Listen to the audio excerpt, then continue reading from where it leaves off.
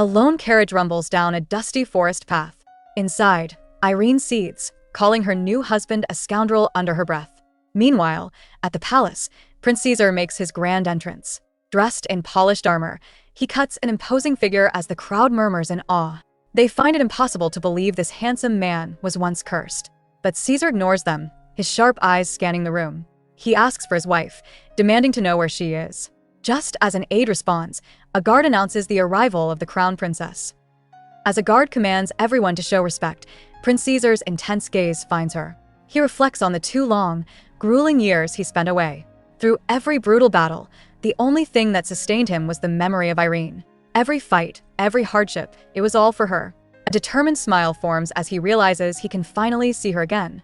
Irene steps forward, offering a formal congratulations to His Highness on his victory in the war, her elegant blonde braid resting on her shoulder. But as Caesar demands to know where his wife is, a different woman steps forward. Veneta, with a confident smile, introduces herself as his wife. Caesar is not having it. He forcefully pushes her aside, stunning the entire court. His eyes flash red with pure fury as his hand goes to his sword. Ignoring the panicked shouts, he gives them one last chance, his voice dripping with menace. He doesn't ask for the crown princess. He roars, demanding to know where Irene is. Meanwhile, the very woman he's searching for is alone, crying in a carriage. She was the disgrace of the Flores family, an illegitimate child with an injured leg, treated no better than a maid. He was the cursed first prince, a monster trapped behind palace bars. They were two outcasts, the highest and the lowest, a match made between disgraces. But against all odds, Irene found pure happiness with him, a joy so complete she wanted nothing more. She wonders now if it was greedy to wish that feeling would last forever. Then, the imperial decree arrived. She looks at him, heartbroken, asking if he's really going. Irene desperately begs Caesar not to go, certain he wouldn't survive the war. She clung to him, pleading, but he simply promised he would come back before turning to leave. She could only scream his name as he walked away. He had held onto her as if she were his only refuge in the world. But once he was whole again, she felt cast aside. For 2 years, she wrote letters that went unanswered while rumors swirled about him and her half-sister. Veneta's cruel words echoed in her mind, claiming everything was just returning to its proper place. Tears streamed down Irene's face as she sits alone in the carriage. She wonders if, once his curse was gone, she was just a shameful burden he had to cast aside. She regrets everything, thinking it would have been better to remain an outcast forever than to feel this heartbreak.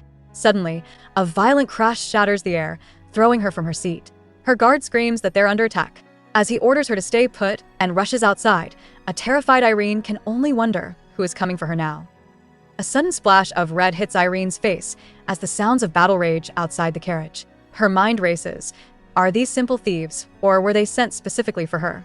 An image of the empress flashes in her thoughts, filling her with dread. She refuses to die like this. A memory of her mother's voice cuts through the chaos, reminding her that the one who lives is the one who wins. Fueled by a desperate will to survive, Irene throws herself from the carriage, tumbling down the embankment as her attackers curse, realizing she's escaping.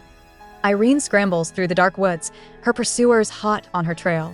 She clings to the belief that just surviving means she wins, but a wave of despair washes over her. How can she possibly get out of this alive? Suddenly, a flash of steel cuts through the night as a mysterious figure on horseback takes down her attacker in a single, fluid motion. The stranger dismounts and approaches. Bracing herself, Irene pulls a hidden dagger, her eyes wide with terror and defiance. She isn't going down without a fight. Trembling, Irene points her dagger at the mysterious figure, screaming at him not to come any closer. But as lightning cracks across the stormy sky, the man's features are finally revealed. Irene's breath catches in her throat. Standing before her, drenched and looking grim, is none other than Prince Caesar. The dagger feels heavy in her hand as she whispers his name in disbelief. He was the last person she ever expected to see. Utterly stunned, she can only ask one question: why was he here? Irene's voice trembles as she asks him why he's here. In an instant, a horrifying realization hits her. He isn't her savior. Tears well in her eyes as she comes to a bitter conclusion. He came to witness her end. He was here to erase the one stain on his otherwise perfect life. The scene shifts, flashing back 3 years to her wedding day. Rain streaks down the grand windows as gossiping voices fill the chamber. They whisper about the old curse. A bride wed in the rain is doomed to weep. Considering her groom is the infamous monster prince, they agree it'll be a miracle if she survives. Irene scrubs the floor, always pondering one question: why was she even brought to this place? Flashbacks reveal her painful past. As the illegitimate daughter of Duke Florus, she was ripped away from her mother, Anarisa, at age 7. She screamed for her mom, but it was the last time she would ever see her. Anarisa was left on the streets and eventually lost her life to the plague. Inside the Duke's grand mansion, Irene was treated as less than human, her status lower than the servants, even lower than the dogs on the estate. Then one day, Irene's miserable life took a sharp turn. A noblewoman summoned her with a shocking announcement. Irene was now a marriage candidate for the first prince. The woman explained with a cold smile that the Florus family has a tradition of producing empresses, and it was Irene's turn to fulfill that duty. In that instant, the horrible truth clicked into place. She was a pawn, a substitute for the true daughter, Giovanetta. They brought her to this mansion not out of pity, but to use her as a sacrifice. The prestigious marriage proposal fell to her for one simple reason. The groom was the cursed first prince, Caesar. He was a ghost in the palace, frail since childhood and rarely seen in public. Vicious rumors claimed his mother, the late empress, went mad after childbirth and ended her own life, a tragedy that branded him the monstrous prince. No noble family wanted their precious daughter near him. They scrambled to marry their girls off or find replacements to dodge the cursed union. The imperial family had already tried 4 times, but each arrangement mysteriously fell through. The terrifying truth behind the marriage proposal was simple. Every single woman engaged to Prince Caesar had met a grim end. It finally clicked for Irene. This was why her family brought her here. She stammered, asking if she was truly meant to be his bride. The noblewoman confirmed it with a cruel smirk, saying a girl from the streets should be grateful. While the previous ladies' deaths were officially a mystery, everyone whispered it was the prince's curse. For Irene, this arranged marriage wasn't a prestigious opportunity, it was a death sentence. The noblewoman offered her a glittering prize, becoming the most powerful lady in the empire. But Irene saw through the tempting words. This so-called honor was a death sentence disguised as a dream, a poison chalice she was being forced to drink. With no other path, she realized this was her fate. Taking a breath, Irene steeled her resolve and looked up with a defiant calm. She declared that she would marry the first prince, a surprisingly composed answer that caught the noblewoman off guard. Irene knew this so-called noble position was just a fleeting honor before a gruesome end. With grim resolve, she declared that this would be her choice. Stepping forward, she sealed the official document with a drop of her own blood. In her mind, her purpose was clear. She would become the prince's consort. This was her decision, and hers alone. Even if the path she had chosen led straight into the jaws of a monster, she was prepared to face whatever came next without a shred of regret. The wedding ceremony was a total sham. Irene knew the prince was a recluse, but she never expected him to send a proxy to stand at the altar. To make matters worse, the palace security was a joke. They hadn't even checked her, allowing her to conceal a small blade beneath her dress for protection. As she questioned if she truly had the nerve to use it, the grand chamber doors suddenly swung open. Her breath hitched. The man she was sent to face, the monster prince himself, had finally arrived. Irene's blood ran cold. The doors swung open, but it wasn't a prince who entered. Instead, armored knights wheeled in a massive iron cage, the chilling sound of chains dragging across the floor. Inside, a man with disheveled black hair was slumped over, a heavy collar locked around his neck. A guard coolly announced that this was Prince Caesar, knocked out cold for the trip. Irene could only stare, horrified. This man, treated worse than an animal, was the first prince she was now bound to. This was her new husband. The knights unceremoniously dumped Prince Caesar onto the bed and removed his shackles. As they prepared to leave, Irene yelled for them to wait, her voice filled with panic. A guard coldly informed her that the sedative would soon wear off and the prince would awaken. Before she could protest further, the heavy doors slammed shut, plunging the room into a dreadful silence. Staring at the unconscious man, Irene felt a surge of indignation. All her formal training was useless here. Cursed or not, he was still a prince, and she refused to let him be treated this way. Steeling herself, Irene approached the bed where the prince lay unconscious. Despite the horrifying rumors, he just looked like a normal person. But as she got closer, a terrifying, dark energy suddenly erupted from his body. The entire room was flooded with an overwhelming, sinister presence that made her blood run cold. Irene staggered back, covering her mouth in pure shock. This was no ordinary curse. Staring at the man on the bed, she trembled, wondering what kind of horrifying power she was truly facing.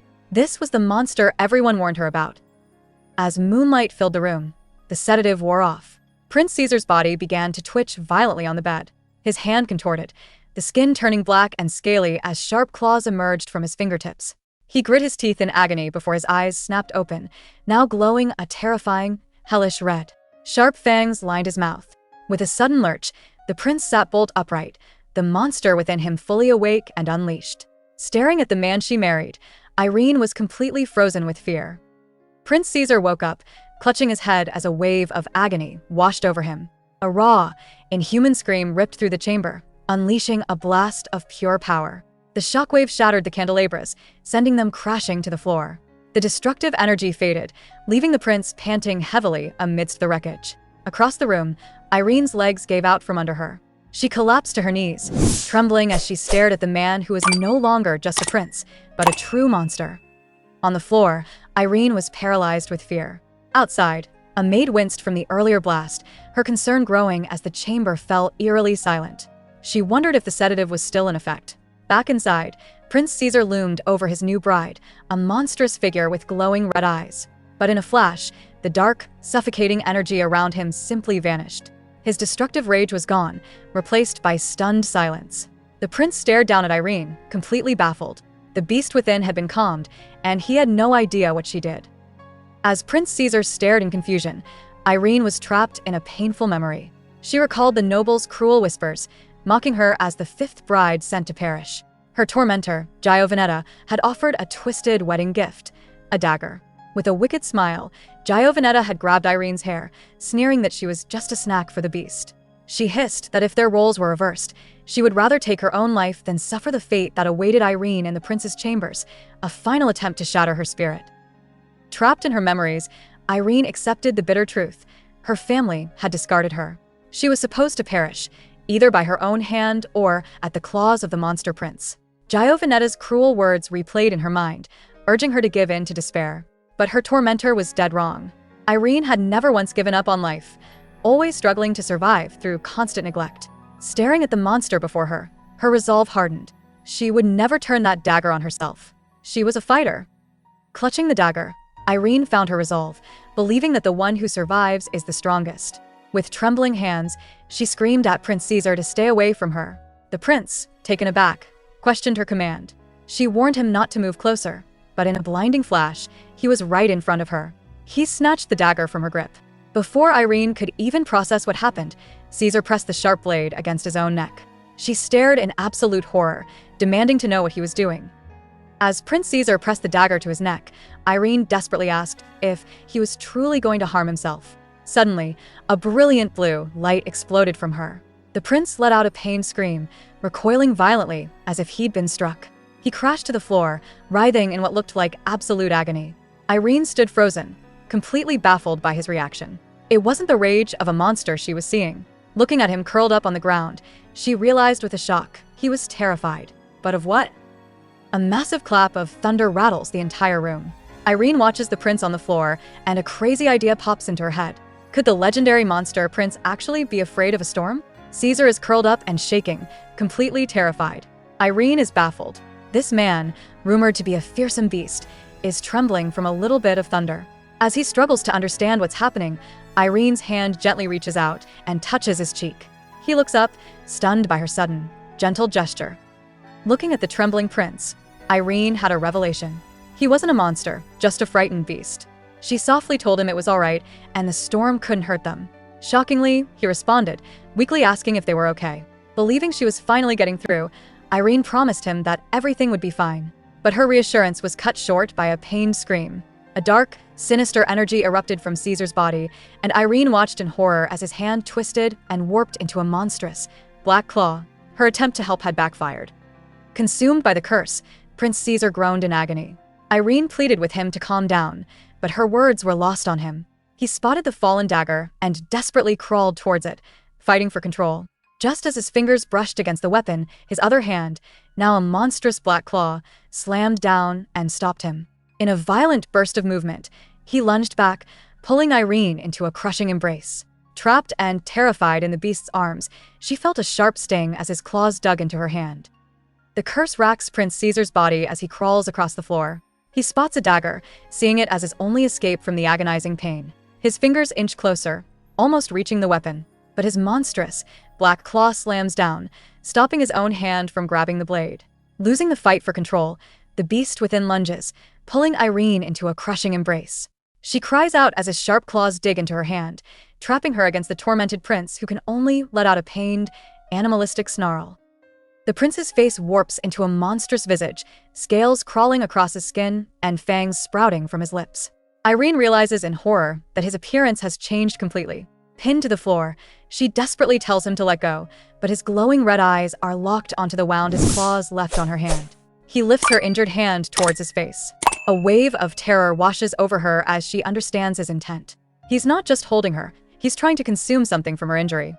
Just as Irene braces for the worst, the monster prince brings her wounded hand to his mouth. A strange heat floods her senses as he tends to the injury. She weakly tells him to stop, but in the next moment, she freezes. The menacing claws and scales have vanished. He's human again. The prince looks just as confused as she is, his monstrous form gone completely.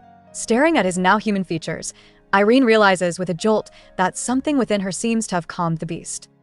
Prince Caesar wipes his lip, a strange, knowing look on his face. Irene is completely stunned.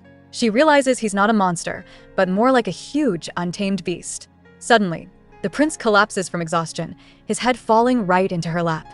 She can't believe he's sleeping so peacefully after the chaos. Reflecting on the whole ordeal, she understands that even at his worst, he never actually tried to harm her. The thought makes her recall a painful memory of another beast, locked away in a grim, iron cage. Looking at the sleeping prince, Irene realizes they might be in a similar situation. She gently touches his face, a small smile forming on her lips. What matters most is simple. She survived the night. As morning light streams through the window, the guards outside prepare for the worst. One grumbles about having to clean up another grim scene, warning his partner to brace for whatever chaos lies within. Unaware of the peaceful picture on the other side, they slowly push the heavy door open, expecting to find a disaster. The monster prince lunges, pinning Irene down with overwhelming force. Just then, the doors burst open. The guards, expecting a bloodbath, see the two on the floor and assume the absolute worst. Completely misunderstanding the surprisingly calm scene, one of the guards can't believe his eyes, yelling for the prince to stop right there. They have no idea what truly happened. The guards scramble to inform the emperor immediately. News of the unbelievable morning spreads through the palace, reaching the empress Cornelia.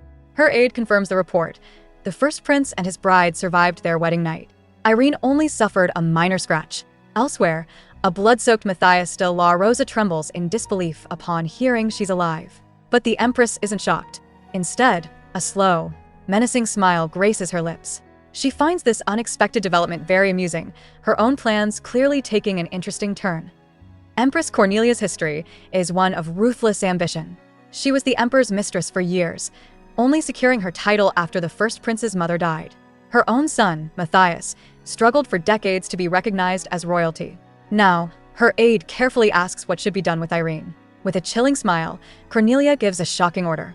She commands that the new crown princess be assigned to the Jade Peridot Palace. The unexpected decision leaves her aide completely stunned, hinting that a sinister plan is already in motion. The aide confirms the shocking order, agreeing to the empress's command.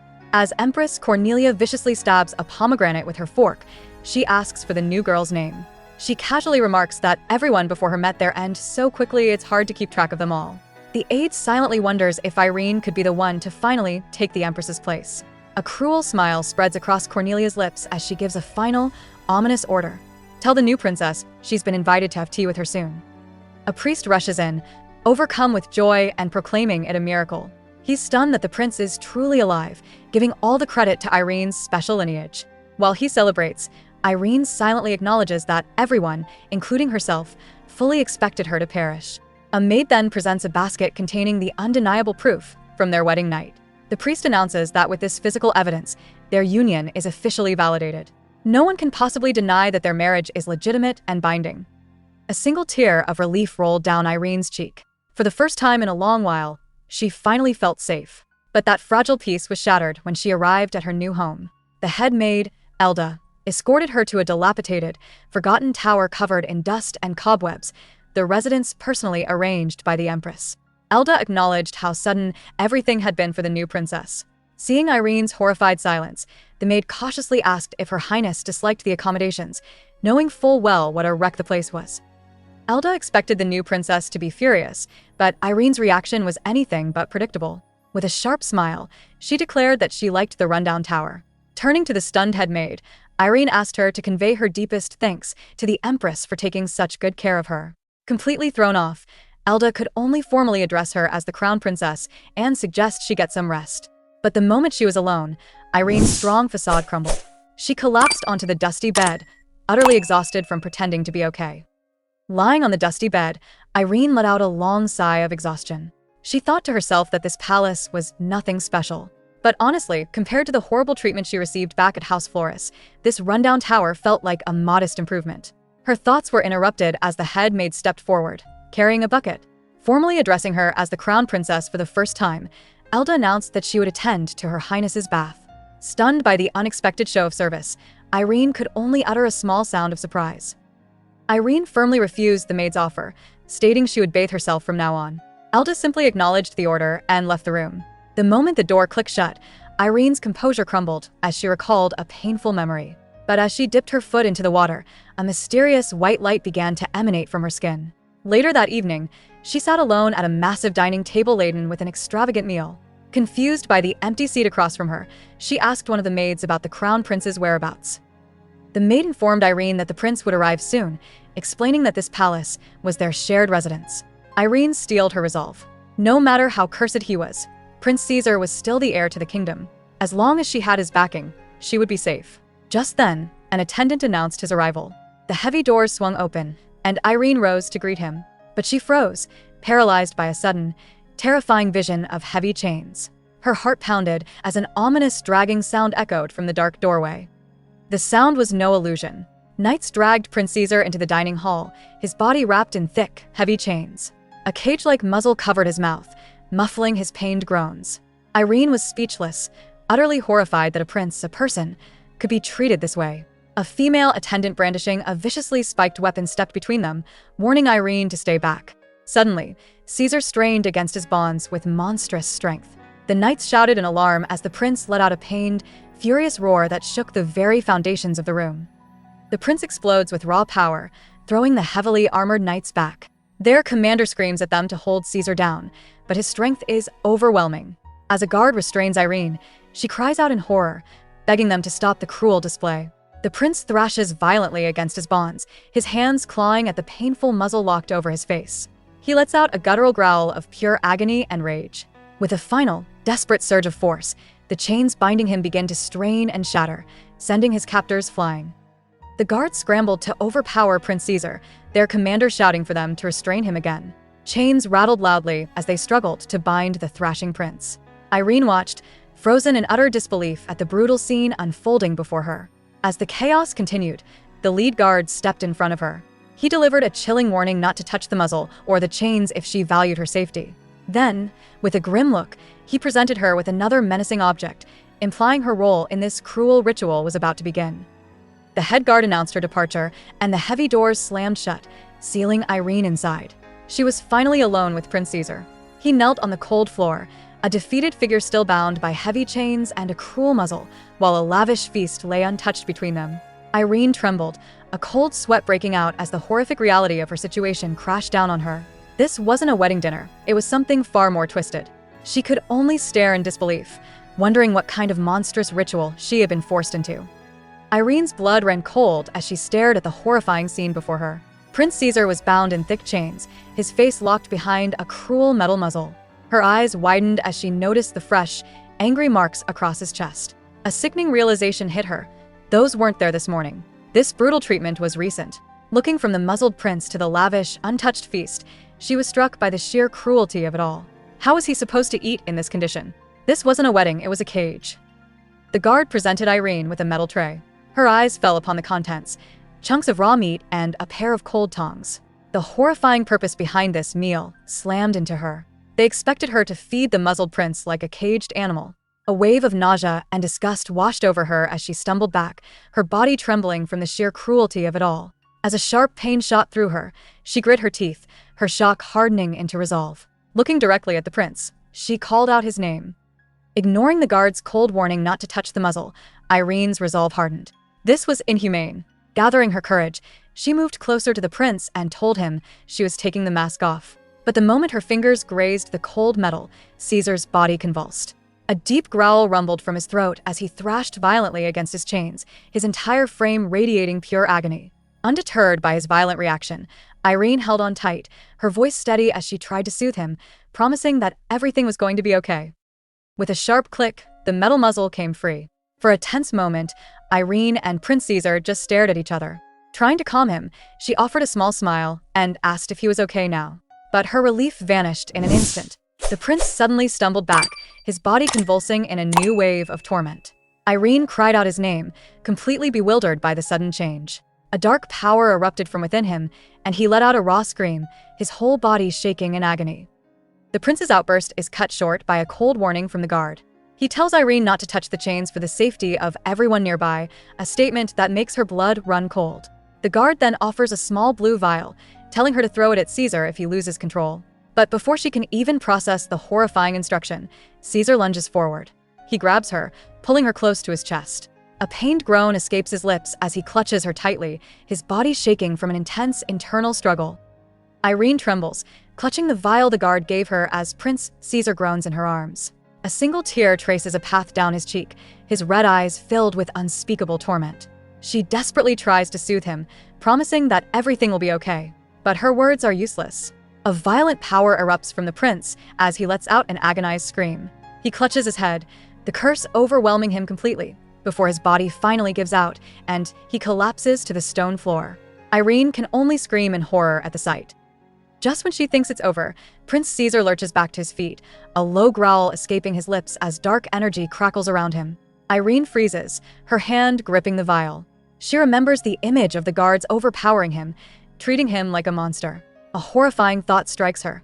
If she uses the potion, she'll be no different from them. Refusing to be another tormentor, she makes a desperate choice. A white light glows in her fist as she winces in pain. A sharp, red line appears across her palm. A memory flashes in her mind. The same thing happened last night. He almost lost control but stopped himself. Believing it's a gamble worth taking, Irene faces the raging prince. She extends her bleeding palm, a desperate offering. With a steady voice, she tells him that if this is what he craves, then she will give it to him. She's betting her life that her unique power can calm the beast that he has become, offering a part of herself to save him from his torment.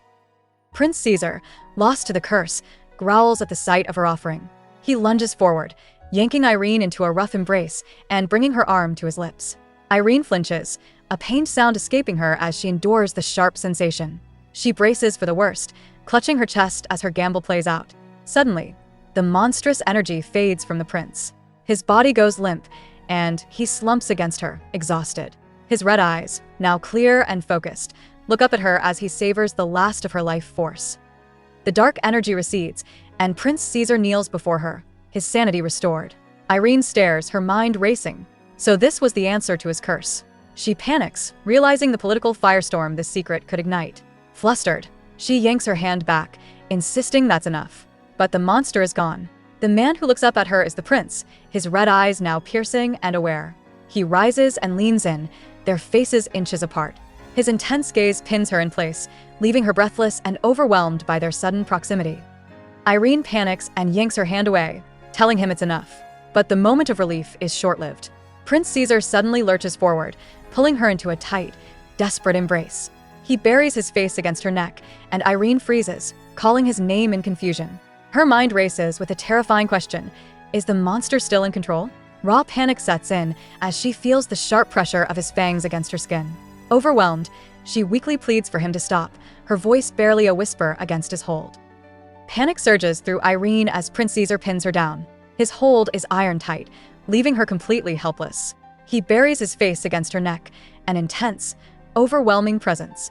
A strange, sharp sensation shoots through her skin where he makes contact. Irene gasps his name, her voice trembling as she pleads for him to stop. This isn't the raging monster, but it's not the calm prince either. Trapped beneath him, a terrifying thought floods her mind. She feels strange, and she is utterly scared. Just as Irene's pleas turn desperate, Prince Caesar freezes. He pulls back, his red eyes looking shockingly clear as he questions her command. Through tears, Irene frantically confirms, crying out that if he continues like this, she is going to die. Her panicked words finally cut through his haze. He looks down, processing her raw fear, before firmly denying it. A tense silence settles between them. Irene looks at him, her voice trembling as she agrees that she doesn't want to die either. Just as Irene starts to speak, Prince Caesar gently cups her face, his expression filled with anguish. He firmly tells her no. In that moment, a shocking realization dawns on Irene. He understood her fear of death. At the very least, he didn't want her to die. The prince then leans his head into her hand in a quiet, vulnerable gesture. Seeing the haze in his eyes begin to clear, Irene softly calls his name and properly introduces herself. Confused, Caesar slowly repeats her name, Irenia, as if hearing it for the very first time. Irene softly explains that her mother, Anarisa, used to call her Ren. The nickname seems to break through Caesar's haze. He stumbles over the syllables before a look of pure, unadulterated joy spreads across his face as he calls her Ren. Seeing this completely different side of him, Irene offers a gentle smile. She reminds him that they are now married, a fact that leaves the prince utterly baffled. She inwardly reflects that no one ever expected her to survive this union, least of all the servants who had wished for her demise. Irene thinks of their shared enemy, the empress. A memory of Prince Caesar being harshly restrained flashes in her mind. His current position doesn't matter. He's the only one she can rely on. Looking at the confused prince, she declares that she is on his side. Completely stunned, Caesar can only question what she means. Irene clarifies that they are on the same side now, they're a team. She then promises him that if anyone bullies him again, like the cruel men from before, he needs to tell her. Her words trigger a horrific memory in Caesar, a vision of him being chained and overpowered by armored guards. Back in the present, his eyes blaze red as he shouts, "No!" Irene watches, realizing he has been endlessly tormented by cruel people. To solidify her vow, she holds out her smallest finger and offers a pinky swear. Completely baffled, Caesar just stares at her hand. She gently takes his, links their fingers together, and explains that it's a promise, cementing their newfound alliance between them. Caesar repeats the word promise before a huge, genuine smile spreads across his face. He happily confirms their new alliance, sealing the deal. Irene blushes, hit with a wave of relief that he truly understood her intentions. Her work, however, is far from over. At dinner, the prince completely ignores the silverware and grabs a chicken leg with his bare hands. Irene quickly steps in, patiently trying to teach him how to use a fork. It seems taming the monster prince also includes a crash course in basic table manners. Irene holds up the fork, but Caesar misinterprets the lesson completely, opening his mouth like a baby bird waiting for a worm. She tells him he is to do it himself, but his hopeful expression makes her cave. She pops a piece of food into his mouth, and a look of pure bliss washes over his face. Irene smiles, thinking he's more like a 5-year-old than a husband. Suddenly, the door creaks open. Both of them turn to see the head maid, Elda, standing frozen in the doorway, utterly speechless at the unbelievable sight. Suddenly, another woman storms into the dining hall, shouting Prince Caesar's name with frantic concern. The prince looks up, a flicker of recognition on his face as he utters a familiar name. Mesh? This is clearly someone he knows.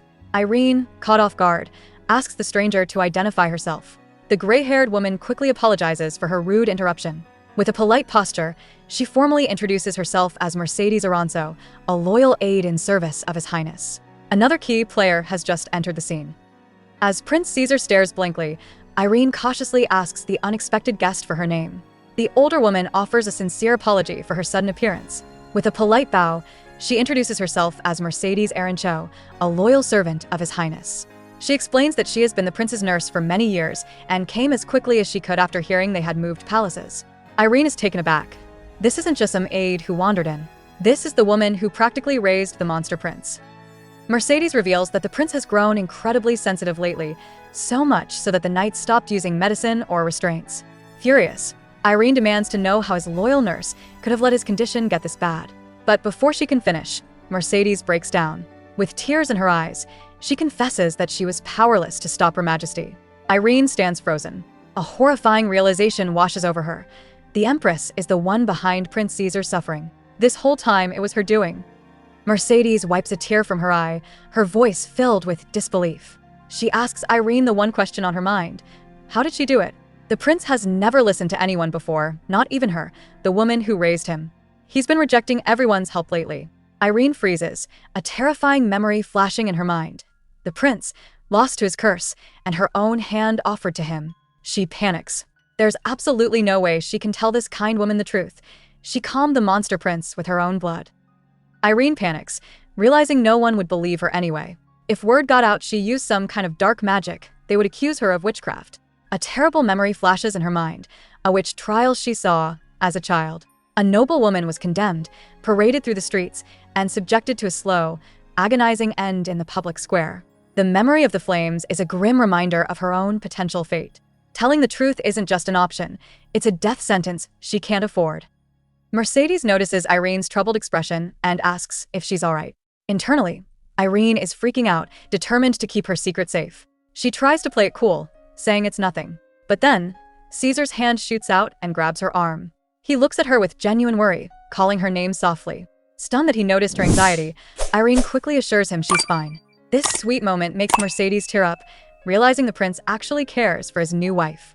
Irene, however, is still sweating, completely trapped by her dangerous lie. Caesar finally breathes a sigh of relief, glad that she seems to be okay.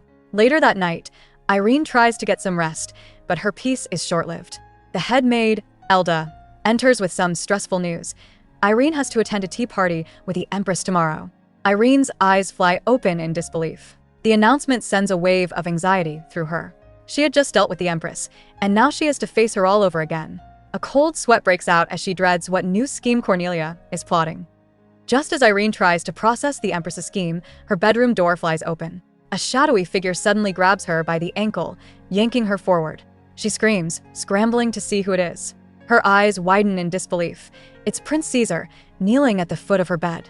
Before she can even ask what he's doing, he lifts her foot to his lips in a shocking display of reverence. Completely bewildered, Irene stammers that he scared her and should be in his own room, but he just gazes up at her with a gentle smile. Completely flustered, Irene asks how he even got into her room.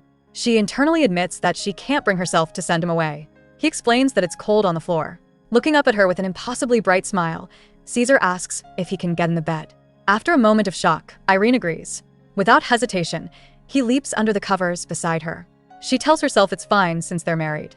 The two then spend their first night sharing a bed, a massive step in their strange new life together. Irene fidgets in her sleep, clearly trapped in a nightmare. She clutches the sheets tight and murmurs Caesar's name.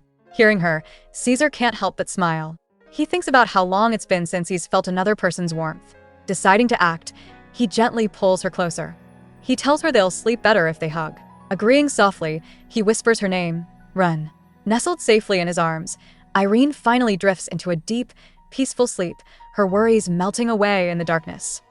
The morning light finds Irene completely drained, finally giving in to a peaceful sleep against Caesar's chest. For the first time in a long time, the prince is also sleeping soundly. Elsewhere, an anxious aide asks an official if Caesar survived the night. The official confirms it, admitting he fully expected another tragedy. Meanwhile, the second Prince Matthias lounges with a smug grin upon hearing the news. He sarcastically remarks that the old conservative nobles are going to be thrilled, hinting at the political storm that's brewing. Elsewhere, an official reports to the second Prince, Matthias. He confirms the shocking news. Against all odds, the Crown Prince is still alive. The official admits he fully expected to be dealing with another tragedy this morning. Lounging with a smug grin, Matthias sarcastically notes how pleased the conservative nobles must be. He knows they only support his brother due to his legitimacy, planning to use Caesar's instability to their advantage. What those old men truly want isn't an emperor, but a puppet they can control from the shadows. The Assyrian emperor can only be crowned with the unanimous support of two allied states, the elves and the dwarves. These powerful monarchs always choose a ruler who aligns with their own ambitions. Meanwhile, second Prince Matthias asks an aide about the new crown princess. Learning she's from the House of Florus, famed for hunting a dragon, he smirks. He wonders if her legendary bloodline is what tamed his brother. But his confidence shatters when the aide whispers a crucial secret. Irene is an illegitimate child. The prince's expression darkens as he realizes she's a descendant of Cosimo. Matthias wonders if being a descendant of Cosimo truly makes a difference. He briefly considers how furious Irene's mother must have been, but dismisses the thought as unimportant. While dressing, he coldly remarks that he has no interest in watching women on the verge of their demise. With a cunning smirk, he admits that if he'd known the new princess would survive this long, he might have attended the wedding after all.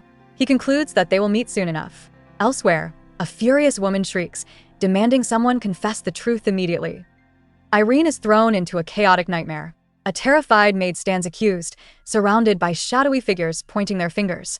They scream that the maid touched the prince's precious things. Through tears, The girl swears her innocence, but the voices only grow louder, blaming her. Then, the memory corrects itself. It wasn't the maid after all. Irene gasps, jolting awake from the intense dream. She sits up, her heart pounding, only to find Prince Caesar resting peacefully in her lap. Utterly bewildered, she stares down at the sleeping prince, trying to make sense of it all. As Irene gazes at the sleeping prince, she thinks that with his eyes closed, he almost looks like a fine nobleman. But her quiet moment is shattered as she lurches upright in bed. Completely bewildered, she finds herself all alone in the massive room, wondering what is going on. Just then, the door clicks open and the head maid, Elda, enters with a squad of maids. Ignoring Irene's confusion, Elda sternly asks if Her Highness just coughed. Another maid, Delphina, eyes her with suspicion, leaving Irene totally stumped by the bizarre question. Irene is plunged into a chaotic nightmare. She finds herself looking down at a group of shadowy figures surrounding a terrified maid. One of the maids smirks cruelly, then points a finger, declaring that the frightened girl touched the prince's valuables. Another voice chimes in, insisting they saw it with their own eyes. The crowd demands the maid, Delphina, be sent away at once.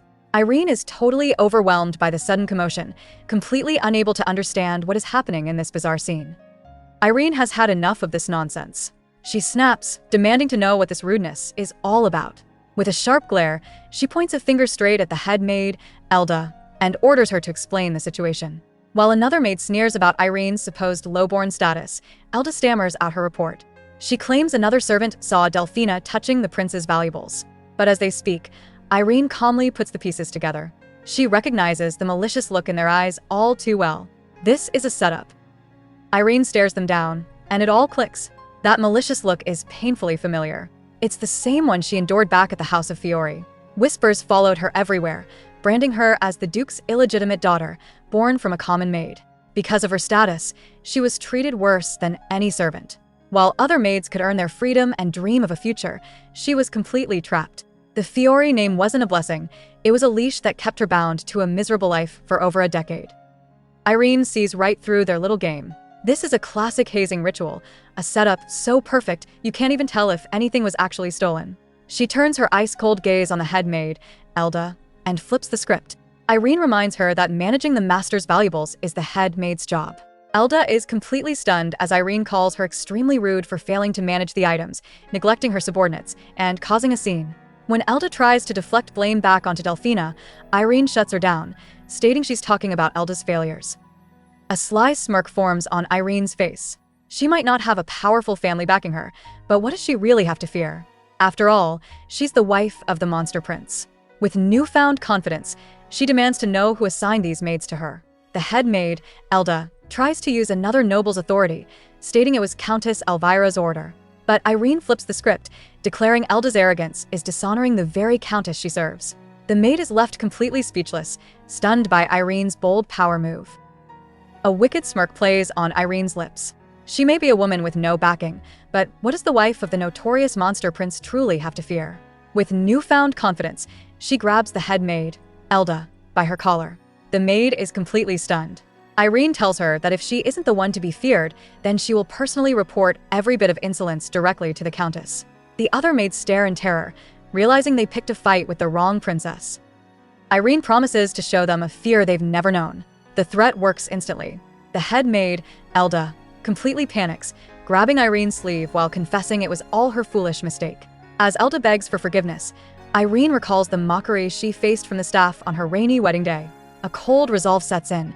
She must establish her authority to survive in this treacherous palace.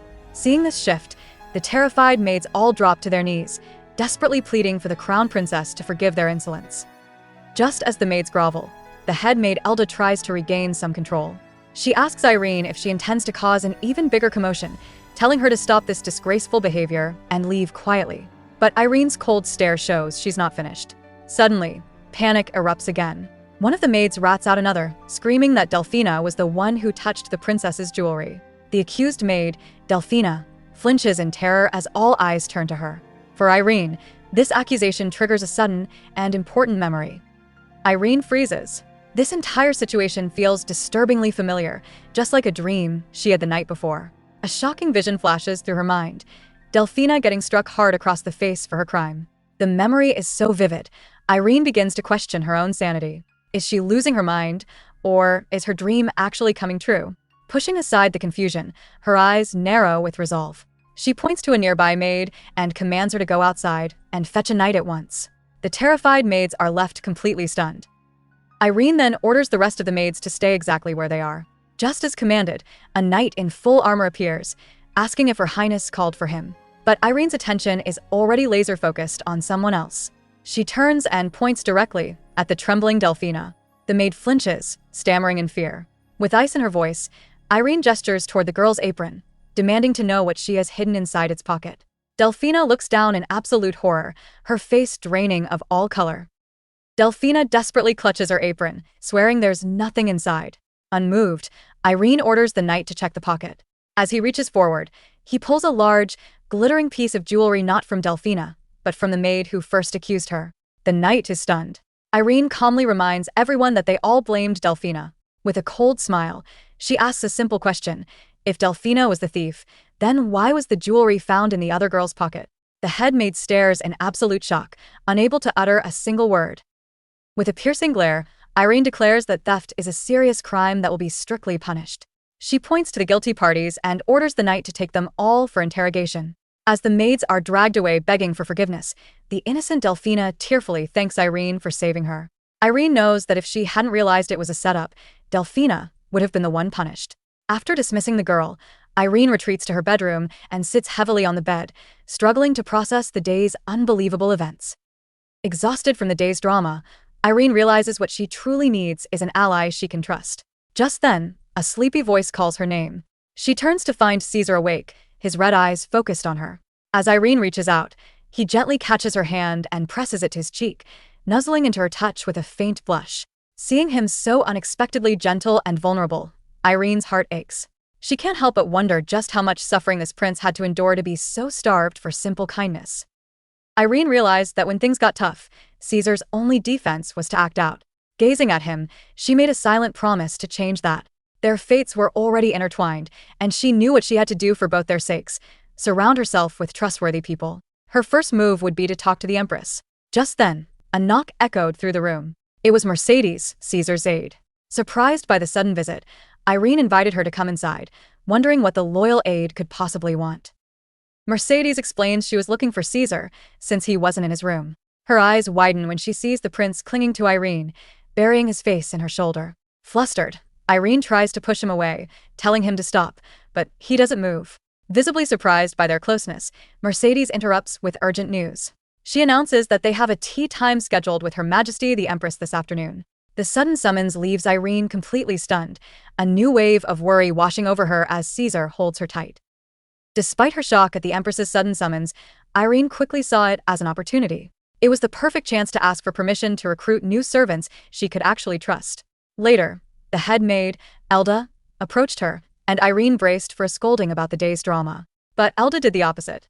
She praised Irene for her actions, stating that the maids had been far too arrogant. This unexpected support from the head maid left Irene completely stunned, realizing she might have found her first ally. Irene needed answers, asking Mercedes why the servants were so disrespectful. Mercedes revealed the ugly truth.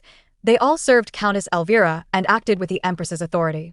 The thought of how they treated Caesar made Irene sick. Realizing she was completely isolated, she made a desperate plea. Looking at the aide, she explained she had no maids from her family and no one to rely on in the palace. With tears in her eyes, she asked if Mercedes would help her until she found her own people, leaving the loyal aide speechless. Moved by the princess's desperate plea, Mercedes tearfully agrees. She declares it would be an honor to serve Irene. Just as Irene finds her first real ally, a maid interrupts, reminding her to get ready for the tea party. Irene asks if Prince Caesar will be joining them, but Mercedes explains that the Empress is reluctant to meet with her own son. Suddenly, a deep, furious voice cuts through the room. Caesar is awake, his red eyes blazing with rage as he forbids the meeting, shocking everyone into silence. Irene hopefully asked if he really meant it, but Caesar's response was a cold, hard no. His red eyes blazed with a terrifying intensity as he stared her down. Panic washed over Irene. She realized with dread that the calming effect of her blood from their wedding night must be wearing off already. The monster was back. But just as she braced for the worst, Caesar suddenly grabbed her, pulling her into a tight embrace from behind. He leaned in close and whispered that they needed to talk alone for a moment, leaving her utterly frozen. Irene stared into Caesar's glowing red eyes, a sight she knew she would never get used to. He was desperate. Ignoring her protests, he began searching her neck for a place to draw her blood, leaving her flustered. She pleaded with him to stop, worried about leaving marks before her meeting with the empress. But the prince was relentless. Seeing he wouldn't be denied, she resigned herself to his need. He bit down, and the raw power of her blood surged through him, his crimson eyes blazing with an overwhelming intensity. The overwhelming power from her blood surges through Prince Caesar, finally calming the beast within. His crimson eyes lose their terrifying glow, replaced by a focused intensity. To Irene's complete shock, he leans in and gently tends to the mark on her neck, his touch sending a shiver down her spine. Lying there, completely flustered, a deep sense of worry floods her thoughts. She questions if this is right, desperately hoping that in trying to save him, she isn't somehow doing him more harm in the end. As Irene prepared to meet the empress, she told her maid to keep her appearance as simple as possible. She knew she was walking into a snake pit, her enemies were already hostile, and she didn't want to give them any extra reasons to attack. She called for her gloves, deciding to put them on herself. Her hand injury was common knowledge, and she couldn't risk it being used against her. Fully dressed and concealing her weakness, she promised Caesar she would return soon, a determined smile on her face. Just as Irene turned to leave, a hand shot out and grabbed her dress. It was Caesar, his eyes wide with panic, flatly refusing to let her go. Irene tried explaining that meeting the empress was beyond her control, but he wouldn't listen. His trusted aide, Mercedes, even stepped in, urging him to release the princess and promising to stay with him. Irene gave one last promise to return soon, but as she walked away, a defeated and desperate no was all he could manage, his world crumbling around him. The grand doors swing open as the royal attendant announces the crown princess's arrival. Irene takes a determined step forward, her head held high. But as she walks through the opulent halls, a grim realization hits her. The empress hadn't told her the exact location of their meeting on purpose. This long, arduous journey to the greenhouse, the one farthest from her own residence, was no mere oversight. It was a deliberate power play, a clear message meant to intimidate her before they even met face to face. In the background, second Prince Matthias smirks, clearly entertained. Irene finally reaches the greenhouse, and an attendant commands her to greet the empress. The brutal walk wasn't random. She understands now that the empress knew she couldn't walk properly and planned this whole thing to weaken her. Irene stands nervously, trying to hide her exhaustion. Across the table, Empress Cornelia simply offers a cold, condescending smile. The tension is electric as the two women lock eyes, a silent battle of wills already underway before the meeting has even officially begun. An attendant's sharp voice cuts through the air, commanding the crown princess to show proper respect. Exhausted and sweating, Irene tries to steady herself, her body screaming from the forced march. Across the opulent greenhouse, Empress Cornelia leans back, a vicious smirk playing on her lips. She savors Irene's discomfort, her cold eyes locking onto her target. This isn't a simple greeting, it's a display of dominance. The silent battle hangs heavy in the air as Irene gathers what little strength she has left to begin her formal address to the empress. With every ounce of strength she has left, Irene sinks into a formal bow, announcing that she offers her respects to the empress. But the polite words mask her agony. Her leg throbs with excruciating pain, and her whole body trembles from the strain. Sweat drips to the floor as she struggles to maintain her composure. From her throne, Empress Cornelia watches Irene's miserable state with a smug, icy glare. Unfazed, she simply remarks on the brightness of the holy light, her voice laced with condescending authority, enjoying every second of Irene's suffering. The strain is too much. As Irene tries to straighten up, her legs completely buckle. She pitches forward, about to hit the ground, but a swift figure catches her just in time. It's her maid, Delphina, who steadies her and calls out her title. From her seat, Empress Cornelia scoffs, disgusted by the display. Her plan to see Irene crumble was interrupted. Leaning heavily on Delphina for support, Irene quietly offers her thanks. The maid, ignoring the empress's glare, gently guides the princess forward, telling her to come this way. With a flick of her wrist, Empress Cornelia dismisses the attendants, isolating Irene. Seated across from the intimidating royal, Irene is finally face-to-face with her tormentor. The empress, with a small bird perched on her shoulder, asks with false sweetness how Irene is adjusting to palace life. The question is a thinly veiled threat. A single drop of sweat rolls down Irene's face as she prepares for the next move. Ignoring the loaded question, she gathers her resolve and announces that she has something important to report to Her Majesty. The Empress's cold demeanor shifts the moment Irene mentions Prince Caesar. Given permission to speak, Irene lays a massive accusation on the table. She explains that she isn't sure who is responsible, but someone is mistreating the crown prince. The princess details the horrific proof. His body is covered in injuries, and he's been restrained with chains and a muzzle. Despite the shocking revelation, Cornelia remains terrifyingly calm. As a servant feeds her a small bite, she coolly acknowledges Irene's report, her icy gaze never wavering. Irene trembles, utterly shocked by the Empress's heartless response. With a cold, dismissive glare, Cornelia asks what exactly Irene expects her to do about her son's condition. The blunt question leaves Irene speechless, stammering for replies she can't find. The Empress cuts her off, delivering a chilling lecture. She declares that not everyone is worthy of being treated like a person. To drive her cruel point home, Cornelia leans in and asks a haunting question. What does Irene think truly makes someone human? Irene is completely stunned by the Empress's twisted logic. As she processes the question, Cornelia's pet bird suddenly screeches, repeating Irene's words about treating the prince like a person. The Empress smirks, agreeing with her pet. She declares that to be considered a person, one must first act like one. She then cruelly asks if Irene has ever seen Prince Caesar walk upright, use tools, or speak like everyone else. As she lists these basic human traits, her bird demonstrates each action, driving home the chilling point that Cornelia doesn't consider her own son human. The Empress's pet bird suddenly chirps out polite greetings, even complimenting Irene's hat and wishing her a good afternoon. Irene is completely horrified. With a glacial stare, Cornelia asks if Irene can truly distinguish the first prince from the bird. As if on cue, the animal erupts into a furious squawk, flapping its wings aggressively. The Empress calmly picks up her pet, declaring that in some ways, the bird is far more useful than her son. This woman truly sees her own child as nothing more than a beast. The Empress coldly states that at least her pet bird obeys her commands. The bird flaps its wings, soaring through the air before returning to its mistress. But Caesar, she sneers, is nothing more than a wild beast beyond anyone's control. Her eyes glint with cruelty as she explains her logic. When a creature acts without sense or reason, she claims, one naturally needs a whip to tame it. Irene is paralyzed with shock. The Empress finishes her terrifying lecture by asking what else one could possibly do with someone like her son. As the Empress finishes her cruel justification, an image of Prince Caesar suffering flashes in Irene's mind. That's the final straw. Filled with a sudden surge of courage, Irene snaps, shouting that His Highness is not some kind of animal. The air instantly grows heavy and cold. The Empress's gaze turns lethal, a dark, menacing aura radiating from her. With a terrifyingly calm voice, she asks Irene what she just said. A tear escapes Irene's eye as she realizes she has made a huge, and possibly fatal, mistake. The Empress's terrifying silence is suddenly shattered by a chilling smile, which erupts into full-throated laughter. Bracing for a strike, Irene is instead met with mockery. Cornelia wipes a fake tear from her eye, declaring that Irene is far funnier than she looks. The Empress sneers that Irene's little outburst was the best joke she's heard all year. Faced with this twisted amusement instead of fury, Irene can only stand there, completely stunned and horrified. This woman's cruelty knows no bounds. Stunned by the Empress's laughter, Irene collects herself.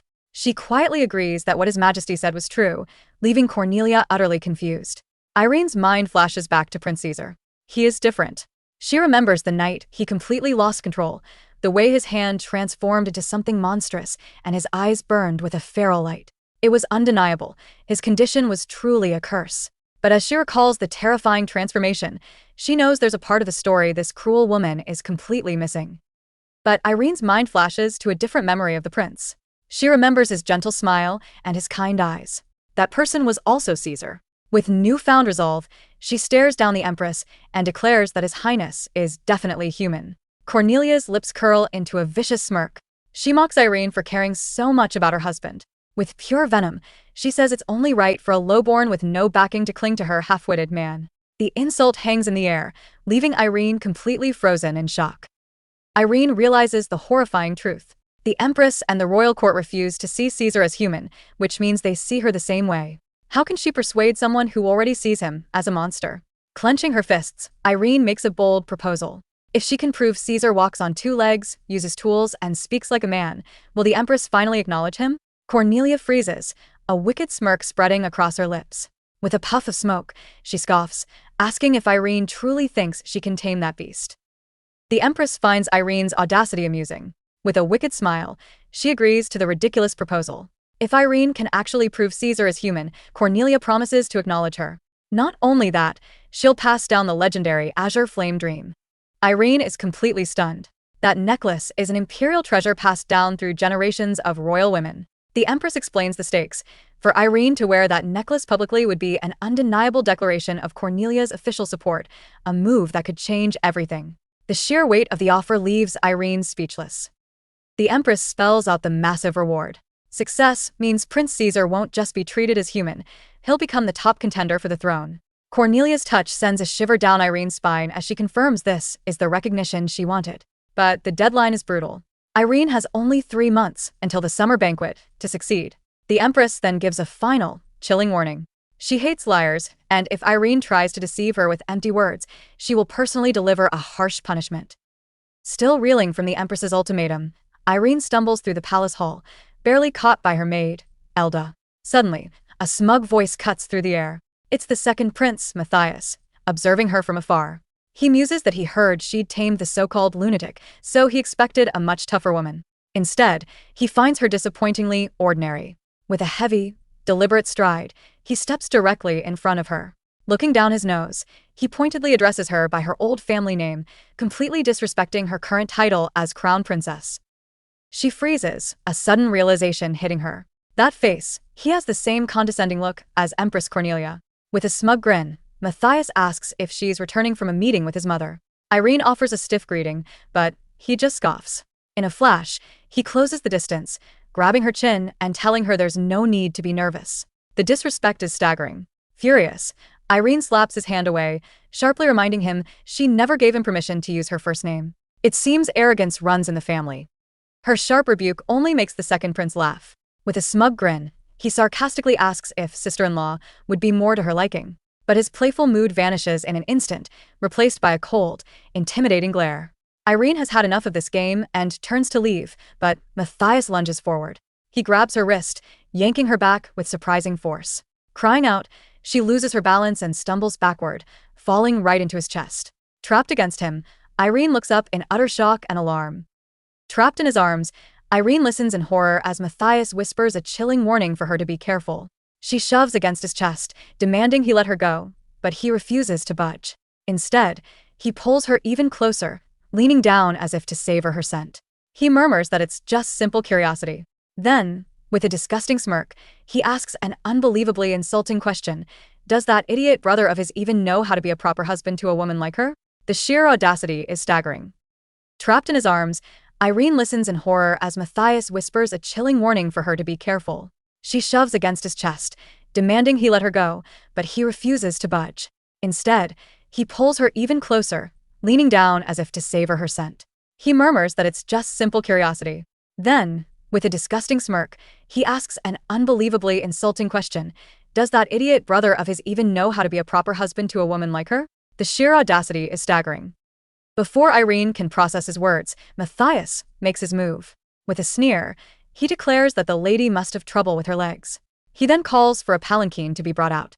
In one swift motion, he throws the stunned princess over his shoulder and begins walking away.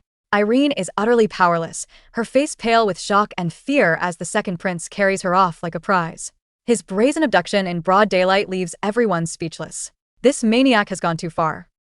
The memory of Matthias's disgusting words makes Irene jolt awake in her bed. Muttering about that scoundrel, she thinks she's never heard such a vulgar insult in her entire life. A quiet voice suddenly calls her name. Confused, Irene sits up and calls out for Caesar, wondering where he came from since she was sure she entered the room alone. But when she finally looks up and sees him, she freezes in terror. A horrified gasp escapes her as she asks what in the world happened to him. The terrifying sight is just a dusty mess. Irene stares in disbelief, asking if he was seriously hiding under the bed this whole time. With a dopey grin, Caesar simply motions for her to come closer. Realizing he's absolutely covered in dust, Irene sighs that the maids must have cut corners on cleaning. She tries to wipe him down, but the sight is just too much. She playfully pinches his dusty cheeks, leaving the prince utterly bewildered. Unable to hold it in, Irene bursts out laughing, apologizing because he just looks so ridiculous right now. Her laughter trails off as she reflects on her life in the palace. It's a magnificent place, but she feels completely out of place, constantly enduring cold stares and judgment. With the empress and second prince waiting to pounce on her at any moment, it feels like she's walking on a tightrope. Yet, Despite all the pressure, looking at Caesar makes her feel a sense of freedom. His confused expression brings her back to reality. She remarks that this won't do. He's covered in ash, and gently begins to wipe his face. Gently holding his face, Irene resolves to show everyone his human side. She pulls a nearby cord, summoning help with a small bell. Moments later, Caesar's aide, Mercedes, hurries in, relieved to have finally found the prince after searching everywhere for him. With a calm smile, Irene simply states that Caesar needs a bath. The bizarre request leaves Mercedes completely stunned, stammering in confusion. Irene just confirms her statement, pointing out how much dust the prince is covered in. He really needs a good wash. Mercedes hesitates, looking troubled by the strange request. Irene immediately picks up on it, asking if there's a problem. Quickly composing herself, Mercedes clears her throat and says it's nothing before agreeing to prepare the bath. She leads the dusty prince away to get cleaned up. Waving goodbye with a cheerful smile, Irene can't shake the feeling that something was off about her aide's reaction. Still, she decides it's just a bath and waits. But her peace is instantly shattered by a loud crash and a horrified scream echoing from the bathroom. Startled by the commotion, Irene leaps to her feet just as her bedroom door slams open. Standing in the doorway is Prince Caesar, dripping wet and looking completely wild. The curse has partially taken hold, twisting one of his arms into a monstrous black claw. Before she can process the shocking sight, he darts across the room with terrifying speed. He crashes into her, pulling her into a tight, desperate embrace that sends them both tumbling. Pinned beneath him and completely flustered, Irene can only stammer his name in confusion. Pinned beneath the prince, Irene's face flushes beet red, overwhelmed by their closeness. Caesar trembles above her, whispering her name in a pained, desperate voice. Just as her mind goes blank, Mercedes dashes in, freezing at the shocking sight. The head maid, Elda, follows close behind, calmly placing a robe over Caesar's shoulders. Irene finally realizes bathing might be impossible. She asks why he couldn't even wash, and Elda delivers the heartbreaking truth. The prince resists even having water splashed on him and now shivers uncontrollably as the maids gently dry his hair. Elda admits that bathing the prince isn't easy for them either. A grim realization dawns on Irene as she watches Caesar shiver. If he can't even wash himself, his future is hopeless. A fire ignites in her eyes as she makes a shocking declaration. She will be the one to bathe him. The head maid is stunned, reminding her that a princess has never performed such a task. But Irene is resolute. She believes that for Caesar to live, things must change, and as his wife, it's her duty to help. Irene firmly declares that she will give it a try, leaving the head maid speechless. Elda questions the princess, pointing out that this is surely her first time assisting with such a personal task. Irene internally admits she's never done this before, but she knows that for Caesar's sake, things must change. Believing this is her duty as his wife, she ties her hair up with resolve. The scene shifts to the bathroom, where Prince Caesar sits by the tub, looking absolutely miserable as Irene prepares to face her new challenge. Irene rolls up her sleeves, a look of pure determination on her face. Seeing this, Mercedes decides to assist, announcing he will start by pouring the water. But the second it splashes against Caesar's skin, a terrifying transformation begins. A dark, monstrous claw erupts from the prince, violently slashing Mercedes across the chest. The aide cries out in agony, clutching his fresh wound. As the beastly prince looms over him, ready to strike again, Irene screams in utter horror, ordering him to stop immediately. Irene's command rings out, and a strange, calming energy washes over the room. The dark power instantly retreats from Caesar, his monstrous claw shrinking back into a human hand. He stands over the injured Mercedes, who clutches his chest in agony. The head maid approaches the shaken princess, explaining that this is exactly why the prince can't bathe, he hates it. She tells Irene that she's now seen the grim reality for herself. Ignoring his own wound, Mercedes just worries that Caesar will catch a cold, but a deeper realization dawns on Irene. Irene stops Mercedes, admitting she severely underestimated how difficult this would be. However, she refuses to give up, stating they must finish the bath. Mercedes protests, seeing how much Caesar is struggling, but Irene's resolve is absolute. She calmly calls for Caesar to come to her. The head maid grabs her in a panic, asking what she's planning. Unfazed, Irene declares she will see this through, reminding everyone of the vow she made to the empress. She is going to finish this bath no matter what. Grabbing Caesar's arm, Irene announces her true goal. She will raise him into a proper human being. The head maid is stunned by this bold declaration. Irene pleads with Mercedes to understand, insisting that this is what the prince needs right now. After a heavy pause, Mercedes finally agrees. Bowing low, he entrusts Caesar to her care and walks away. Irene watches him go, seeing the deep wound on his back. She realizes with a sigh that for over a decade, Mercedes has probably been the only person to ever look after the prince. Irene's thoughts turn to the head maid, the only person who willingly helped her, and she hopes the woman wasn't too hurt. But for now, dealing with the prince comes first.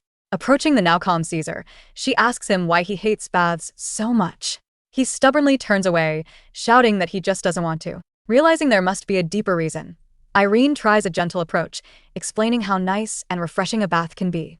He still looks horrified, so she holds out her hand, telling him to look. Irene dips her hand into the tub, explaining how relaxing the warm water feels. Caesar actually seems to consider it, sparking a sudden realization for her. She asks him if his real problem isn't the bath itself, but being bathed by the servants. The prince's haunted silence is all the confirmation she needs. Understanding now that the servants must have been cruel, Irene offers a new solution.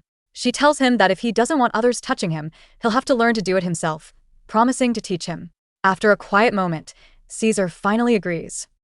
Irene begins the lesson, gently pouring warm water over Caesar's hand. He flinches away, crying out in pain, which completely shocks her. A sudden realization hits Irene. He didn't react at all to the servant's blood earlier, so why was this causing him pain? Was the trigger something else entirely? Trying a new approach, she pours the water from a bit higher. To her relief, he cautiously admits it's not as bad as he thought. Slowly, Caesar gets used to the sensation, running a hand through his wet hair as a sense of calm finally washes over him. A sudden realization hits Irene, and her face flushes bright red. It dawns on her that if she's going to teach Caesar how to bathe properly, she'll probably have to get in the water with him. Her mortified train of thought is cut short when Caesar calls her name, wondering why she's suddenly so quiet. Taking her silence as a signal to start, he begins to pull off his wet robe. Panicked, Irene lunges forward, grabbing his clothes and telling him he can't just do that. He just looks back, utterly confused, asking why not. Flustered, Irene instructs Caesar to hold onto his clothes tightly so they don't come undone, and he simply agrees. This only solves the immediate problem, though. A troubling thought crosses her mind. He only ate dinner after watching her take the first bite. He learns by example. The full implication of what she has to do hits her, and her face turns beet red. She has absolutely no idea what to do anymore. But resigning herself to the awkwardness, she figures it's all for the sake of his education. A sudden realization hits Irene, and her face flushes bright red. It dawns on her that if she's going to teach Caesar how to bathe properly, she'll probably have to get in the water with him. He learns by watching her, just like he only ate after she took the first bite. Mortified, she has no idea what to do. But resigning herself to the incredibly awkward situation, she decides it's all for his education. Taking a shaky breath, she begins to undo her dress, then nervously tells Caesar to turn around for a moment. Without protest, Caesar agrees and turns his back. Irene's dress slips to the floor, and she nervously tells him he can look again. As he turns, his intense red eyes land on her. She stands awkwardly in her thin chemise, but her discomfort isn't just from the situation. A nasty bruise darkens her foot, a detail she desperately wanted to hide. It's a painful reminder of the accident she suffered before arriving at the palace, a vulnerability she didn't want anyone, especially him, to see. A horrible memory flashes through Irene's mind. She remembers falling down a long flight of stairs, only for her cruel half-sister, Giovanetta, to loudly blame her for being clumsy. In that house, she was an outcast. From the disgusted servants to her neglectful father, no one cared. When she was badly hurt, they just locked her away. By the time anyone found her weeks later, the damage to her leg was already permanent, a constant, painful reminder of their cruelty. The cruel taunts of her family echo in Irene's mind. They called her filthy, and she's terrified Caesar will see her the same way. Before she can react, he suddenly leans in close. Panicked, she tries to tell him to wait, but he gently kneels. Instead of showing disgust, he lifts her injured foot, inspecting the bruise with simple curiosity. Looking up at her, he lets out a soft completely confused by her fear. Irene sighs, relieved. He's so innocent, he doesn't even understand what she was worried about. Irene nervously tells him she's going in, cautiously stepping toward the large tub. As she sinks into the warm, flower-filled water, a wave of relief washes over her. All her tension instantly melts away. Letting out a soft sigh, she murmurs how nice it feels. Curious, she glances back over her shoulder and asks Caesar what he thinks. But the prince is completely frozen. He just stares at her, a bead of sweat trickling down his face, looking utterly stunned by the sight. He can't even form a response. Seeing him so flustered, Irene can't hold back a laugh. His innocent reaction is just too cute for her to handle. Reaching out a hand, she tells him not to just stand there and invites him to come in. Hesitantly, Prince Caesar takes her hand. Without even bothering to take off his robe, he steps right into the massive tub. The warm water splashes around him as he sinks in, looking completely overwhelmed by the sudden intimacy of the moment. He closes his eyes, trying to process it all. Sitting in the warm water, Irene asks Caesar if it's not so bad. He quietly admits that he likes things to be clean. His simple words stir a painful memory for Irene, who couldn't even bathe freely at her old home. Shaking it off, she says she wants him to smell nice, too. She pours a fragrant oil into the tub, and the sweet scent fills the air. Caesar is completely captivated, whispering how good it smells. In his daze, he grips her hand so tightly that she lets out a small yelp. Suddenly, Caesar flinches in pain. Irene quickly realizes the soapy water must have gotten into his wound. She worriedly asks what's wrong. For a moment, a dark thought crosses the prince's mind, wondering if she's trying to get to his blood again. But his actions say otherwise. Instead of pushing her away, he gently takes her hand and brings it to his lips, his touch surprisingly soft. Irene is completely stunned, a blush creeping across her face. Is this his own strange way of treating her? She thinks he's giving her both the sickness and the cure. A wide, happy grin spreads across Caesar's face. He looks like an innocent puppy enjoying his first bath. Seeing him so relaxed makes Irene's heart skip a beat. Trying to stay focused, she instructs him that a proper wash starts with the hair. She lathers up some soap and begins to gently scrub his head. After a moment, she trails off, murmuring that there's only one thing left. Her eyes widen in realization. The only part left to wash is underneath his soaking wet gown. The mood instantly shifts as they both understand the implication. Flustered, Irene's face burns a bright red.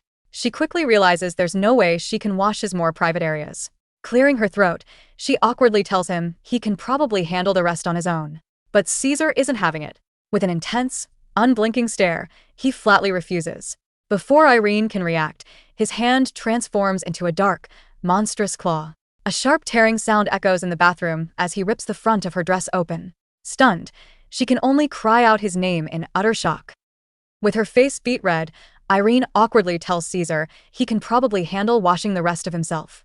But the prince is not having it. His expression hardens as he flatly refuses. Before she can even react, his hand morphs into a terrifying black claw. A loud tearing sound rips through the air as he grabs the front of her dress, exposing her completely. Falling back into the water in a panic, Irene cries out his name in sheer shock, desperately trying to cover herself. This was definitely not part of the deal. Thinking fast, Irene tries to de-escalate the situation by offering a deal. She promises Caesar a reward if he finishes washing by himself. The word reward immediately gets his attention, and his aggressive mood softens. Relieved that he seems to understand, she confirms she'll give him something good. But before she can even decide what to offer, Caesar flips the script entirely. He leans in close, gently cupping her face with his hand. In a soft voice, he tells her to take this instead, leaving Irene completely speechless. Caesar's big reward is shockingly innocent. He presses Irene's hand to his cheek, blushing as he leans into her touch like an eager puppy. Stunned, Irene asks if all he wants is to be petted. Realizing the fearsome prince has a surprisingly simple side, she makes a deal. She'll do it, but only after he finishes washing. The next day, she explains the situation to a horrified Elda. As Caesar rests his head in her lap, enjoying his reward, Elda misunderstands completely, thinking Irene abandoned her duties with the prince. Irene tries to explain herself to a worried Elda, saying she just wanted the prince to learn things on his own. But the head maid isn't having it. She firmly tells Irene that Prince Caesar is not like ordinary people. He's far more sensitive and must be handled with extreme care. Although nothing bad happened this time, Elda sternly warns her never to be so careless again. Irene agrees, but a gut feeling tells her something is off. Shifting gears, Elda reminds her of her promise to the empress, a joint banquet in 3 months. Irene steels herself and informs Elda that she will start teaching Caesar proper manners for the banquet. Bracing for another lecture, she is stunned when the head maid simply agrees. Elda offers her complete cooperation, promising to assist in any way she can. Though surprised by the sudden support, Irene is determined to succeed. Just as she gathers her resolve, another maid rushes in, her face a picture of disbelief. She asks if it's true. Is the crown princess really attending a banquet hosted by the empress herself? After the other maid leaves, Irene explains the situation to Delphina, asking for her help. As she sips her tea, Irene lays out her strategy for Operation Make Caesar Presentable. She knows that a complete transformation in just 3 months is impossible. Her goal isn't perfection. She reasons that all a royal really does at a banquet is greet others, sit quietly, and plaster on a pleasant smile. The prince just needs to master the basics. Irene comes to a sharp conclusion. Success doesn't require a miracle, just some clever deception. To fool the sharp-eyed nobles, Irene needs an expert, someone who truly understands royal etiquette. She turns to Delphina, mentioning her past work in the Moonstone Palace. The maid's eyes well up with gratitude. She explains that the prince essentially saved her life, and she would do anything to help him. Overjoyed, Irene takes her hands, thanking her profusely for the support. With her first ally secured, Irene brings up the next hurdle. Normally, a dedicated steward handles the royal family's formal wear. But for Prince Caesar, things are different. Irene explains the next massive hurdle. Prince Caesar has zero formal attire. She figures his infamous temper is the reason no one ever succeeded in fitting him. But Delphina raises another problem. Irene herself needs a new dress for the occasion. Irene tries to wave it off, saying she'll wear something she already owns. The maid quickly warns her that it's tradition to have a new gown made, and skipping it will give the gossips plenty to talk about. Just then, a knock echoes through the room. A visitor is here for the princess, the poised and elegant Countess Elvira. Irene cautiously asks Countess Elvira what brings her here. Instead of answering, the Countess gives a subtle signal. A cart loaded with extravagant gifts is wheeled into the room, revealing a stunning collection of pristine formal wear for both a man and a woman. With a practiced smile, the Countess announces that it is all a gift from Her Majesty, the Empress. Irene is frozen in shock. A gift from the Empress. For her, a cold dread creeps in as she wonders what the Empress's true motive could possibly be. Countess Elvira explains that the Empress is deeply impressed by Irene's care for her husband. Because of this, Her Majesty has decided to offer her full support. Irene repeats the word, her voice laced with suspicion. The Countess continues, stating she will gladly assist with anything Irene needs, all on the Empress's command. Her pleasant expression then twists into a chilling smile. She warns Irene to never claim she failed because she lacks support. The terrifying threat lands, and Irene freezes. This wasn't a gift, it was a beautifully crafted trap. Countess Elvira claims she will gladly assist with anything Irene needs, all on the Empress's command. But then, her pleasant expression dissolves into a chilling smile. The Countess warns Irene to never dare claim she failed because she lacks support. The terrifying threat lands, and Irene freezes, realizing this wasn't a gift, it was a beautifully crafted trap. Snapping out of her shock, Irene composes herself. She coolly replies that the Countess should tell Her Majesty she will surely live up to her grace, stunning the older woman with her poise.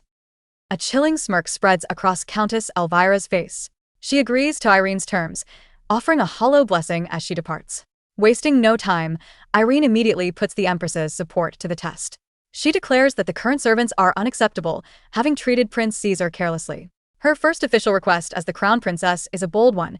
She wants the entire staff replaced. True to her promise, the Countess makes it happen. Within a single day, the lazy, disrespectful servants are gone, replaced by a crew of well-trained professionals. With her new, competent staff in place, Irene sits down for a meal with Prince Caesar. She internally notes the impressive spread, a massive improvement from the previous slop. Irene sees this as the perfect opportunity to begin teaching Caesar proper table manners. She feels confident in her plan, grateful that his aide, Mercedes, is also cooperating. But her strategic thoughts come to a screeching halt. Her eyes widen in pure shock, her composure shattering as she stares at the prince, wondering what on earth he was doing now. The source of Irene's shock becomes clear. Mercedes is hand-feeding the crown prince.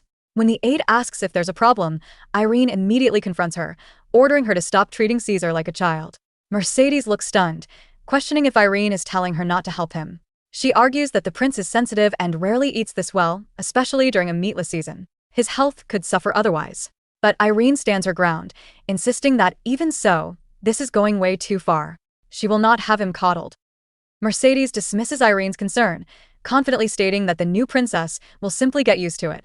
But Irene has had enough. She grabs the aide's wrist, stopping the fork just inches from Caesar's face. Stunned, Mercedes tries to deflect, but Irene pays her no mind. She turns to the prince and firmly places a fork in his hand. Irene reminds him that he knows what this is for. From now on, she declared, he would learn to feed himself properly. There would be no more exceptions. Prince Caesar stares at his plate, his hand trembling as he attempts to use the fork. But the effort is too much, and the utensil clatters onto the table. Seeing his struggle, Mercedes immediately offers to help, pointing out how difficult it is for him. Before the aide can move, Irene raises a hand, shutting her down with a single, firm no. She then summons a maid, Delphina, to clean the dropped silverware. With unwavering resolve, Irene declares they will repeat this process as many times as it takes until Caesar can eat on his own. Irene patiently places the fork back in Caesar's hand, telling him not to throw it this time. She playfully asks if he thinks this is a game, but her smile is encouraging. To the aide's shock, Caesar actually smiles back. Irene gently guides his hand, showing him how to properly hold the utensil. Watching from the side, Mercedes clenches her fists in silent rage. Noticing the aide's barely contained fury, Irene calmly turns and asks if she is all right, completely unbothered by her disapproval. This lesson was clearly not over. With the lesson concluded, Mercedes reminds Irene about her plan to attend the banquet with Prince Caesar. Irene confirms, but Caesar interrupts with a sharp question. He asks if she truly believes this is her own desire. Taken aback, Irene firmly denies it, certain that this isn't a one-sided wish. Seeing this exchange, Mercedes freezes in disbelief. The aide is utterly floored, realizing that the new princess is completely unaware of the prince's complicated history and what this public appearance truly means for him. Mercedes completely loses it, screaming at Irene. Doesn't she care about the pain Prince Caesar will suffer? Irene stays cool, calmly admitting she understands the aide's worries. She knows he could get hurt, but this is something he truly needs. With unwavering resolve, she tells Mercedes that great achievements don't come without a little pain and to believe in her prince. But the aide isn't having it. Mercedes explodes, accusing Irene of wanting to make Caesar a laughingstock for the whole world to see, leaving the new princess utterly bewildered by the accusation. Irene is completely stunned, wondering why the aide is being so extreme. Mercedes continues to spiral, screaming about the crowded banquet hall and accusing Irene of being totally clueless about the prince's trauma. The head maid tries to calm her down, but it's no use. Another attendant steps forward, his face pale with fear, pleading with Irene that she cannot do this. But her resolve is like steel. She looks at them with unwavering determination and declares that she will be the one to protect their prince, no matter what. A cold sweat breaks out on Mercedes' face as the aide begs Irene to stop, insisting she can't do this. But Irene's resolve is absolute. With fierce determination, she declares that she will be the one to protect Prince Caesar. In that very moment, a tear escapes her eye as everything suddenly makes sense. She finally understands the aide's intense behavior. This wasn't just loyalty, it was a twisted, almost motherly affection, a poison meant to keep the prince hidden and isolated from the world that had cast him aside. Irene's mind flashes through the prince's tragic past. His own birth mother, the former empress, was consumed by madness and ultimately took her own life, leaving him utterly alone. Mercedes was the only person who accepted him. But Irene now sees the aide's peculiar temperament for what it is, overly emotional with extreme mood swings. It all clicks into place. This suffocating, one-sided affection is exactly why Caesar hasn't matured. With cold certainty, Irene realizes that Mercedes isn't helping the prince grow, she's holding him back. Looking Mercedes dead in the eye, Irene drops a bombshell. Her help is no longer needed. The aide is completely floored, stumbling backward in disbelief. Irene confirms she means every word, officially retracting her previous request for assistance. With a protective hand on Prince Caesar's shoulder, she draws a hard line in the sand, ordering the aide to stop interfering with the prince from this moment on. Later, the battle is clearly won. Caesar rests his head peacefully in Irene's lap, finally finding a safe haven under her protection. Irene mentally tallies the cost of peace, 17 sacrificed forks. Looking down at the stubbornly peaceful prince in her lap, she reflects on the aftermath. Mercedes had stormed out and never returned. Irene is certain she made the right choice for Caesar's future, but a nagging doubt remains. She needs to know what he thinks. As he begins to stir, she gently calls his name. Looking him in the eyes, she asks if he was upset that she made his aide leave. Caesar just stares back, his expression giving nothing away. Irene puzzles over his quiet response. Since Caesar is always crystal clear when he dislikes something, she decides to take his silence as a yes. With a confident smile, she tells him they should do it now. But before she can react, he lunges forward, his movements a blur. He tells her there's no time. If they want to avoid the attendants' prying eyes, this is their only chance. His crimson eyes blaze with an unsettling light as a low growl rumbles from deep within his chest, and the scene fades to the moonlit sky. Irene sits by the bed, accepting the truth she's known for a while. The prince only regains his composure after a taste of blood. To manage his curse and keep him stable, she made a dangerous choice: to regularly offer her own. It's the safest method to keep their massive secret under wraps, since a stranger's blood is too unpredictable. The only problem was hiding the evidence he left behind. But our girl had a clever solution. She knew one place the marks would never be noticed. Irene chose her arm, a place where strange marks wouldn't look out of place.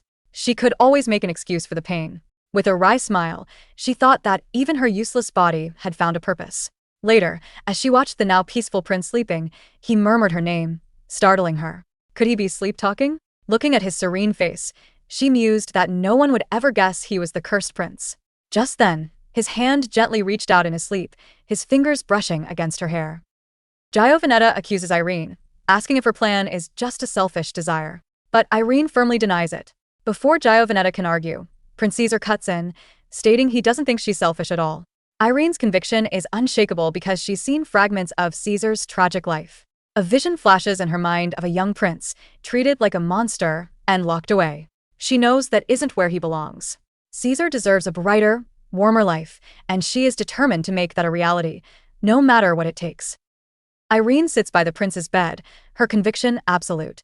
She vows to make his brighter future a reality, no matter the cost. Elsewhere, in a dark room, a door clicks shut. A mysterious figure is pleading with Mercedes, Caesar's loyal aide. They remind him that he raised the prince like his own son and beg him to keep Caesar safe. Mercedes solemnly agrees, his face like stone. He declares that Caesar is his son and that no one will ever come between them, especially not that arrogant girl. The door to a private study bursts open as Giovanetta Flores storms inside. She yells for her mother, Duchess Celestina, demanding to know if the rumors are true. Is Irene really still alive? Across the room, the Duchess calmly sips her tea, unimpressed by the outburst. The cup clinks against the saucer as she sets it down. With a sharp gaze, she orders her daughter to lower her voice, scolding her for such a shocking lack of grace. It seems news of Irene's survival is already making waves in high society. The door to a private study flies open as Giovanetta Flores storms inside, shouting for her mother. In a panic, she demands to know if the rumors are true. Is Irene really still alive? Across the room, Duchess Celestina calmly sets down her teacup, her expression cold. She orders her daughter to lower her voice, scolding her for such a shocking lack of grace. Furious, Giovanetta complains that she already picked out a dress, hat, and gloves for Irene's funeral, throwing a fit that all her preparations were for nothing. The Duchess warns her daughter to quiet down before wicked rumors spread. She coldly admits that Irene has always been strangely tenacious, never crying or making a sound even when mistreated. When they starved the girl, she survived by eating roots and dirt in the garden. The Duchess muses that if Irene had only cried and begged, they might have felt some sympathy. Reassuring her daughter, she declares she will never let Irene get ahead. She orders Giovanetta to prepare for the imperial palace, revealing her plan to have her stay by the empress's side. A flashback reveals the tragic fate of a previous bride candidate. The young noblewoman screamed, questioning why she had to marry a monster and boasting of her status as a marquis's daughter. Her protest was brutally cut short. She collapsed in a violent coughing fit, her pristine dress stained as her life drained away. Her final thoughts were of fear and confusion. As the dark memory fades, a gentle voice calls out to Irene in the present, urging her to wake up as a hand rests softly on her head. Irene bolts upright in bed, gasping and coughing as the horrifying nightmare fades. Her eyes are wide with shock as she touches her lips, wondering if she's truly alive. She clearly remembers the feeling of her life draining away. A calm, deep voice suddenly calls out to her, telling her to get up. She looks up to see Prince Caesar standing over her bed. Dazed and confused, she whispers his name, trying to understand if the vivid, terrifying memory was just a dream. The suffocating feeling still clings to her, making it hard to breathe. Seeing her distress, Prince Caesar reaches out and gently pats Irene's head, telling her it's okay. The familiar gesture triggers a memory. Irene recalls doing the exact same thing to comfort a younger, panicked Caesar a long time ago. She realizes he's just copying her. A small, teary smile touches her lips as she assures him she's fine and thanks him. But the sweet moment gets weird. Caesar's expression changes, and he suddenly declares that it's clean. Irene is completely lost. He seems pleased with this discovery, adding that it's good. Without another word, Caesar leans down and buries his face in Irene's hair, asking if she likes it. Completely confused, she questions what he means. He suddenly pulls her into a full embrace, holding her close. A startled Irene calls out his name, blushing as she registers a pleasant lavender scent. He pulls back slightly, telling her he knew she would like this. As she agrees, a sudden, shocking realization hits her. Wide-eyed, She asks if he actually bathed by himself. Caesar responds with a very proud and knowing smile. Proud of himself, Caesar asks if he did a good job. Irene is stunned. The man who hated even touching water had actually bathed for her. A huge, beaming smile spreads across her face as she praises him, saying he did a really great job. A sly grin appears on Caesar's face. He declares that since he did well, she needs to give him his reward. Before she can even react, he pushes her back onto the bed. His intense gaze locks onto hers as he leans in close, leaving Irene utterly speechless. Caught off guard by his sudden closeness, Irene acts on pure impulse and gives him a quick peck on the lips. Mortified, she frantically tries to pass it off as a new, trendy greeting from the capital. But her panic goes right over Caesar's head. He simply nuzzles into her shoulder, completely content. Looking at her with a gentle smile, he softly tells Izren that he likes her. Irene's mind short-circuits as she tries to convince herself that he definitely doesn't mean it in a romantic way. A soft smile graces Irene's lips as she finally confesses she likes him, too. His affection is so pure and sincere. How could she possibly not feel the same way? The next day, a determined Irene sits down with her maid, Delphina. She asks a chilling question. What were Prince Caesar's previous fiancés like? The maid is visibly shaken by the topic, but Irene calmly insists that she needs an honest answer. She has to know the truth about the women who came before her, no matter how grim it might be. Delphina explains that while she never met them, she heard everything from Caesar's aide, Mercedes. All 4 previous fiancés came to the palace for bridal training, and every single one clashed with Mercedes. The 4th candidate, from the prestigious Marquis Peregrino family, was the worst. She caused a huge scene, screaming that she couldn't possibly marry an idiot. The name Peregrino rings a bell for Irene. A horrifying memory flashes through her mind, and she realizes with a jolt, that's the exact name she heard in her terrible dream last night.